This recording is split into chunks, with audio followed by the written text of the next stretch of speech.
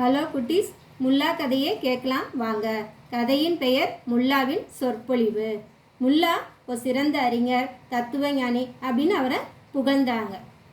நிறைய பேர் அவரை புகழ்ந்தாங்க. கொஞ்சம் பேருக்கு பிடிக்கல. ஏன்னா ஃபேமஸாக இருந்தால் கொஞ்சம் பேர் பிடிக்காது இல்லையா? அது மாதிரி அவர் பிடிக்காதவங்க இருந்தாங்க. அவங்க என்ன பண்ணாங்க, அவரை ஏதாவது கூட்டத்தில் பேச வச்சு அவரை அவமானப்படுத்தணும் அப்படின்னு சொல்லி பிடிக்காதவங்கெல்லாம் ஒரு திட்டம் போட்டாங்க. அவங்களாம் போய் முல்லாட்ட போய் எங்கள் கூட்டத்தில் நீங்கள் பேசணும் அப்படின்னு கூப்பிட்றாங்க. முல்லாவுக்கு தெரியுது இவங்க என்ன பிளானு, இவங்க என்ன எப்படிப்பட்டவங்க அப்படின்னு தெரியுது. இருந்தாலும் சரி நான் வரேன் அப்படின்னு அவர் ஒத்துக்கிறாரு. கூட்டமும் கூடுது. கூட்டத்துக்கு பேச வர்றாரு. அப்போ முல்லா கூட்டத்தை பார்த்து கேட்குறாங்க, கூட்டத்தில் யார் இருக்காங்க? முல்லாவை பிடிக்காதவங்களாம் இருக்காங்க. இப்போ முல்லா கேட்குறாரு, நான் என்ன பேச போகிறேன், எதை பற்றி பேச போகிறேன், உங்களுக்குலாம் தெரியுமா அப்படின்னு கேட்குறாரு. கூட்டத்தில் இருக்கவங்களாம் எங்களுக்கு தெரியாது அப்படின்னு சொல்கிறேன். அப்போ முல்லா சொல்கிறாரு, நான் என்ன பேச போகிறேன்னு பற்றி உங்களுக்கு தெரியல, அப்போ நான் பேசி என்ன யூஸ் இருக்குது அப்படின்னு சொல்லி கிளம்பிடுறாரு.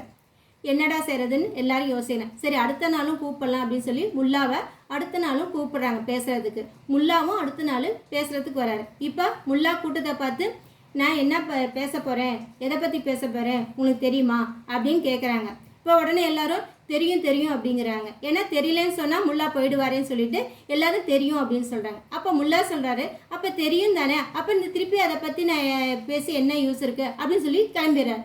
இப்போ எல்லாரும் என்ன செய்கிறதுன்னு புரியல. தெரியும் சொன்னாலும் இப்படி, தெரியலேன்னு சொன்னாலும் அவர் போயிடறாரு.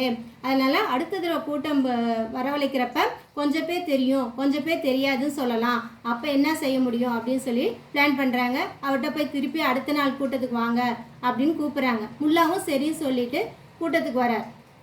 இப்போ கூட்டத்தில் உள்ளவங்கள பார்த்து நான் எதை பற்றி பேச போகிறேன் தெரியுமா உங்களுக்கு அப்படின்னு கேட்குறாரு. உடனே கொஞ்சம் பேர் தெரியும்ட்டு கொஞ்சம் பேர் தெரியாதுன்னு சொல்கிறாங்க. இப்போ முல்லா சொல்கிறாரு, தெரிஞ்சவங்கள்ட்ட போய் தெரியாதவங்க கேட்டுக்கோங்க, அப்போ திருப்பி நான் பேச வேண்டியதில்லை அப்படின்னு சொல்லி அவர் கிளம்பிடுறாரு. எல்லாத்துக்கும் இது அவமானமாக இருக்குது. ஓ, முல்லாவை நம்ம மிஞ்ச முடியாது, அவர் சிறந்த அறிவாளி தான் அப்படின்னு அவங்களும் ஒத்துக்கிறாங்க. குட்டீஸ், கதை பிடிச்சிருக்குன்னு நினைக்கிறேன். அடுத்த வீடியோவில் சந்திக்கலாம்.